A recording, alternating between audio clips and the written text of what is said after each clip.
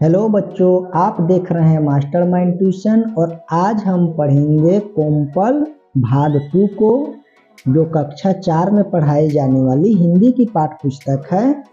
इस पुस्तक का पाठ 1 हम लोग आज पढ़ने वाले हैं, तो वीडियो को पूरा देखिएगा। साथ ही अगर आप चैनल पर नए हैं तो चैनल को सब्सक्राइब जरूर कर लीजिएगा। तो आज की क्लास शुरू करते हैं।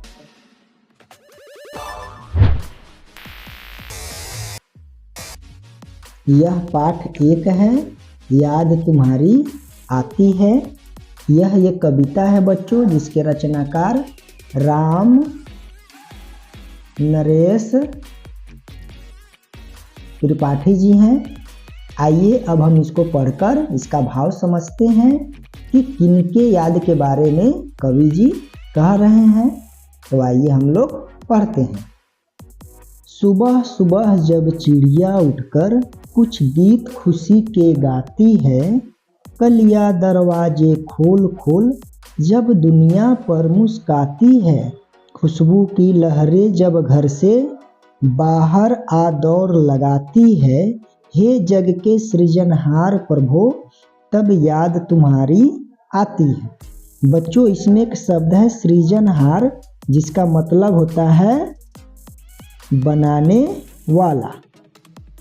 इन पंक्तियों में कवि सुबह के बेला का वर्णन कर रहे हैं कि जब सुबह होती है, चिड़िया मधुर गान में गाती है, जग से अंधेरा खत्म होकर प्रकाशमय हो जाता है, कलियां खिल जाती है और उसके खुशबू से जग मनमोहक हो उठता है।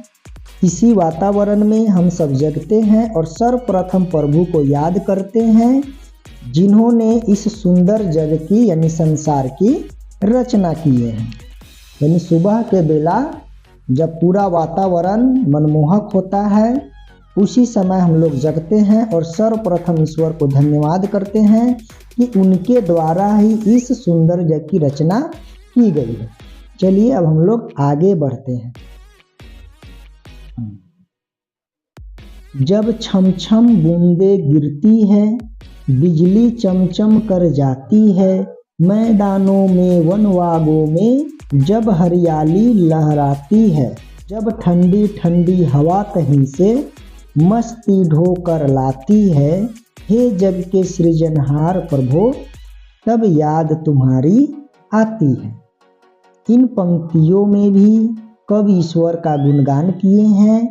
जब बारिश की बूंदें पृथ्वी पर गिरती है, यानी बारिश का होना, बिजली का चमकना, बारिश के बाद में धरती पर हरियाली का छा जाना, हवाओं का बहना। बच्चों, आपने महसूस किया होगा कि गर्मी के मौसम में कहीं से जब ठंडी हवा बहती है तो कितना सुखद एहसास होता है। उसी प्रकार ठंडी के मौसम में जब धूप निकलता है तो कितना सुकून देता है।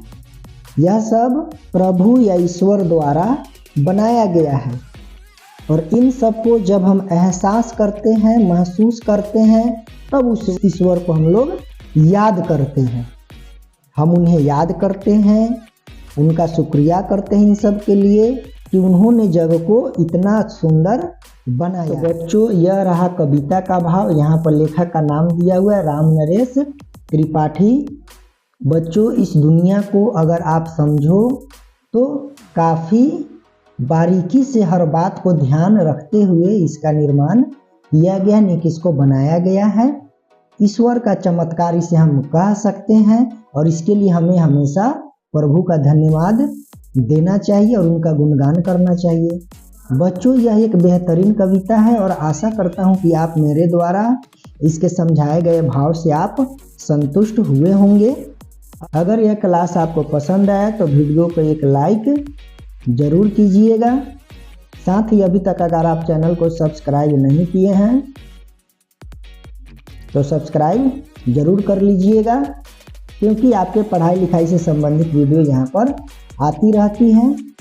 अगर आप इस वीडियो को फेसबुक पर देख रहे हैं तो पेज को फॉलो कर लीजिएगा। तो बच्चों, आज के लिए इतना ही। मिलते हैं आपसे अगले क्लास में। जय हिंद।